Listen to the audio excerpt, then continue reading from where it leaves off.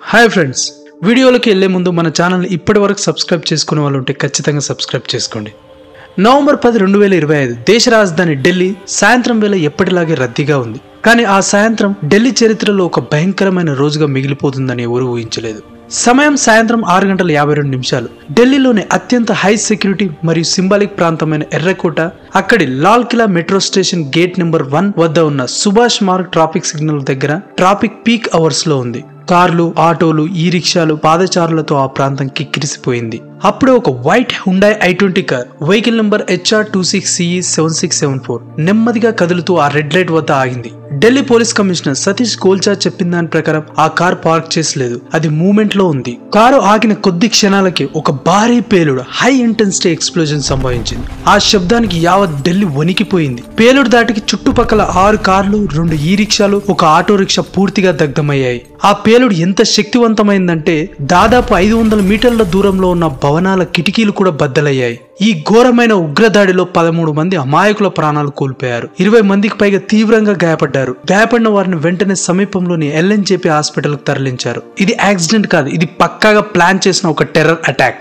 ఢిల్లీ పోలీసులు వెంటనే ఈ ఘటనపై FIR నమోదు చేశారు. ఇది మామూలు FIR కాదు, ఇందులో కఠినమైన యాంటీ టెర్రర్ చట్టం అన్లాఫుల్ యాక్టివిటీస్ ప్రివెన్షన్ యాక్ట్ కింద సెక్షన్లను చేర్చారు. కేవలం 24 గంటల్లోపు హోం మంత్రిత్వ శాఖ ఈ కేసును నేషనల్ ఇన్వెస్టిగేషన్ ఏజెన్సీ అయిన NIAకు అప్పగించింది. ఈ దాడి ఉగ్రవాద చర్య అని ప్రభుత్వం అధికారికంగా ప్రకటించింది. ప్రధానమంత్రి నరేంద్ర మోడీ, హోం మంత్రి అమిత్ షా స్వయంగా పరిస్థితిని సమీక్షించారు. అమిత్ షా IB, NIA మరియు ఢిల్లీ పోలీసుల చీఫ్లతో ఉన్నత స్థాయి సెక్యూరిటీ రివ్యూ మీటింగ్స్ ను నిర్వహించారు. ఫారెన్సిక్ బృందాలకు మొదటగా ఒక ఫజిల్ ఎదురైంది. ఇంత పెద్ద పేలుడు జరిగితే సాధారణంగా రోడ్డుపై ఒక పెద్ద గుంత ఏర్పడాలి, కానీ ఇక్కడ ఆ గుంత లేదు. దానికి సమాధానం త్వరగా దొరికింది. వాళ్ళకి కార్ పార్క్ చేసలేదు, అది మూవ్మెంట్ లో ఉంది. అందువల్ల ఆ పేలుడు శక్తి కిందికి కాకుండా చుట్టుపక్కలకు వ్యాపించింది. అందుకే అంతటి విధ్వంసం జరిగింది. ఫారెన్సిక్ ప్రాథమిక ఎనాలిసిస్ ప్రకారం ఇది అమోనియం నైట్రేట్ ఆధారిత VBIED అంటే vehicle Born improvised explosive device అండి. ఇది ఒక ఫిదాయన్ అటాక్ అంటే ఆత్మాహుతి దాడి. ఆ కారును నడుపుతున్న వ్యక్తి అత్యంత రద్దీగా ఉన్న సిగ్నల్ వద్ద తనను తాను పేల్చుకున్నాడు. ఈ సూసైడ్ బాంబర్, ఆ కిల్లర్ i20 కారును నడుపుతున్న వ్యక్తి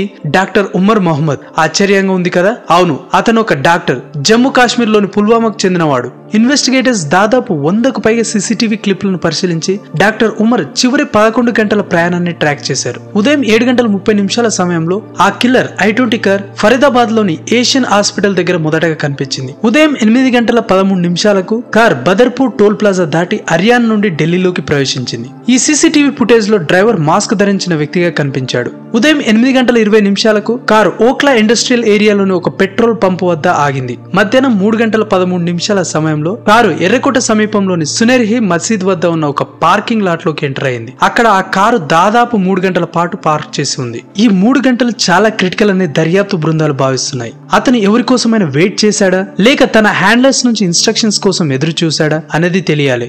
సాయంత్రం 6:22 సమయంలో కారు పార్కింగ్ లాట్ నుంచి బయటకు వచ్చింది. సాయంత్రం 6:52 అంటే సరిగ్గా 30 నిమిషాల తర్వాత ఆ స్లో మూవింగ్ కారు సమీపంలోని ట్రాఫిక్ సిగ్నల్ వద్ద పేలిపోయింది. కానీ డాక్టర్ ఉమర్ ఎందుకు ఈ దాడి చేశారు? ఇక్కడే అసలు ట్విస్ట్ ఉంది. ఈ ఎర్రకోట పేలుడు అనేది ఒక పెద్ద కుట్రలో చిన్న భాగం మాత్రమే. ఇది వారి అసలు ప్లాన్ కాదు. ఇది వారి ప్లాన్ ఫెయిల్ అవడం వల్ల జరిగిన ఒక పానిక్ అటాక్ అండి.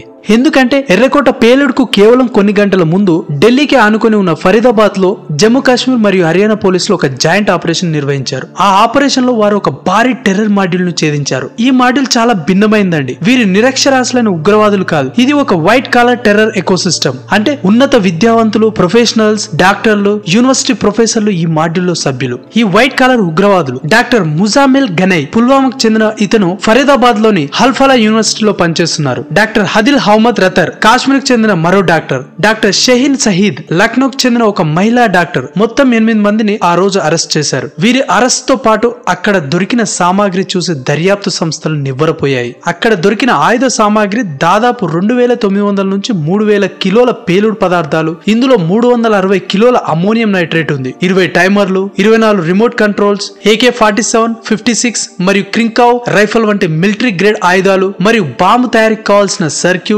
వైర్స్ అండ్ డిటోనేటర్స్ ఉన్నాయి. ఒక కారు బాంబుకు 100 నుంచి 200 కిలోల పేలుడు పదార్థాలు సరిపోతాయి. కానీ ఇక్కడ 3000 కిలోల పేలుడు పదార్థాలు, 20 టైమర్లు దొరికాయి. ఢిల్లీ ఎన్సీఆర్ ప్రాంతంలో ఒకేసారి 20 వేర్వేరు చోట్ల సీరియల్ బాంబ్ బ్లాస్ట్ చేయడానికి వీరు ప్లాన్ చేశారు. ఇన్వెస్టిగేటర్స్ ప్రకారం ఈ వైట్ కాలర్ మాడ్యూల్ తమ హ్యాండ్లర్ నుంచి టార్గెట్ డీటెయిల్స్ కోసం వెయిట్ చేస్తుంది. కానీ ఢిల్లీని రక్తం ఓడించాలని వాళ్ళ ఈ పెద్ద ఉగ్రకుట్రను మన పోలీసులు భగ్నం చేశారు. ఇప్పుడు ఒకసారి అన్ని డాట్స్ ను కలుపుదాం. ఫరీదాబాద్ లో టెర్రర్ మాడ్యూల్ లో 8 మంది అరెస్ట్ అయ్యారు. కానీ ఆ మాడ్యూల్ లో ఒక ముఖ్య సభ్యుడు ఆ రోజు దొరకకుండా అబ్స్కాండ్ అయ్యి తప్పించుకున్నాడు. ఆ తప్పించుకున్న వ్యక్తే డాక్టర్ ఉమర్ మహమ్మద్. ఉదయం ఫరీదాబాద్ లో తన బృందం పట్టుబడిందని 3000 కిలోల ఎక్స్ప్లోజివ్ సీజ్ అయ్యాని తెలియగానే డాక్టర్ ఉమర్ పానిక్ అయ్యాడు. తాను కూడా దొరికిపోతానని భయపడ్డాడు. అతని దగ్గర అప్పటికే ఉన్న ఒక VBIED అంటే పేలుడు పదార్థాలతో నింపిన ఆ I-20 కారు ఉంది. పట్టుబడే బదులు చస్తూ వీలైనంత నష్టం ఎక్కువ కలిగించాలని నిర్ణయించుకున్నాడు. తన మిషన్ ను ఒక ఫిదాయిన్ స్టైల్ ఆపరేషన్ అంటే ఆత్మాహుతి దాడిగా మార్చుకున్నాడు. అందుకే ఉదయం 8:13 ఢిల్లీలోకి ప్రవేశించి సాయంత్రం పీక్ రష్ అవర్ వరకు వెయిట్ చేసి అత్యంత రద్దీగా మరియు సింబాలిక్ గా ఉండే ఎర్రకోట ట్రాఫిక్ సిగ్నల్ వద్ద తనను తాను పేల్చుకున్నాడు. సో ఎర్రకోట దాడి అనేది వారి అసలు ప్లాన్ కాదు. వారి సీరియల్ బాంబ్ బ్లాస్ట్ ఫెయిల్ అవడంతో చేసిన ఒక పానిక్ అటాక్ ఇది. ఈ ఫరీదాబాద్ వైట్ కాలర్ మాడ్యూల్ కు పాకిస్తాన్ కేంద్రంగా పనిచేస్తున్న UN designated terror group Jaish e Mohammed తో డైరెక్ట్ లింక్స్ ఉన్నాయి. ఆత్మాహుతి బాంబర్ డాక్టర్ ఉమర్ జైషే మహమ్మద్ తో అసోసియేటెడ్ అని తేలింది. ఈ మాడ్యూల్ లోని సభ్యులు పాకిస్తాన్ లో ఉన్న ఫారెన్ హ్యాండ్లర్స్ తో నిరంతరం కాంటాక్ట్ లో ఉన్నారు. ఒక అరెస్టెడ్ మెంబర్ ఫోన్ లో పాకిస్తాన్ బేస్డ్ జైషే మహమ్మద్ టెర్రరిస్టులకు లింక్ అయిన టెలిగ్రామ్ ఛానల్ కూడా దొరికింది. అంతేకాదు స్మోకింగ్ గన్ లాంటి ఒక భయంకరమైన నిజం కూడా బయటపడింది. ఈ మాడ్యూల్ లో అరెస్ట్ అయిన మహిళా డాక్టర్ షాహీన్ సహేద్ ఈమెకు జైషే మహమ్మద్ హైకమాండ్ ఒక ప్రత్యేకమైన స్ట్రాటజిక్ టాస్క్ అప్పగించింది. అదేమిటంటే భారతదేశంలో జైషే మహమ్మద్ యొక్క ఉమెన్స్ వింగ్ అంటే మహిళా విభాగాన్ని స్థాపించడం. పాకిస్తాన్ లో జైషే మహమ్మద్ కు జమాత్ ఉల్ మొమినాత్ అనే ఒక మహిళా విభాగం ఇప్పటికే ఉంది. దానికి హెడ్ ఎవరో తెలుసా? జైషే మహమ్మద్ వ్యవస్థాపకుడు గ్లోబల్ టెర్రరిస్ట్ మసూద్ అజార్ సోదరి అయిన సాదియా అజార్. అంటే ఫరీదాబాద్ లో పనిచేస్తున్న ఈ వైట్ కాలర్ సెల్ కు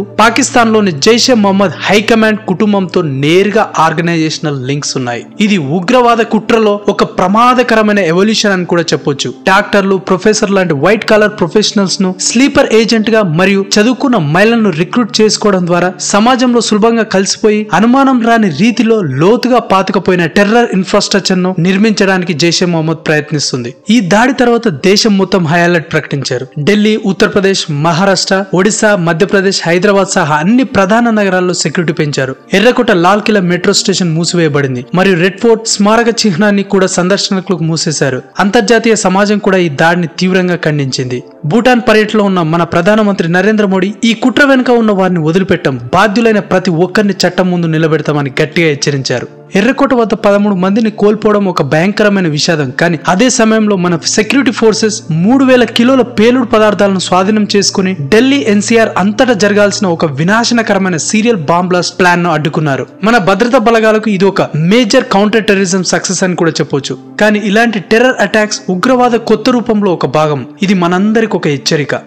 ఈ టెర్రర్ అటాక్ గురించి మీ అభిప్రాయాలను కామెంట్స్ లో రాయండి. ఈ వీడియో మీకు నచ్చినట్లయితే లైక్ చేయండి, షేర్ చేయండి మరియు సబ్స్క్రైబ్ చేసుకోవడం మర్చిపోకండి. మరో వీడియోలో మళ్ళీ కలుద్దాం. జై హింద్, జై భారత్.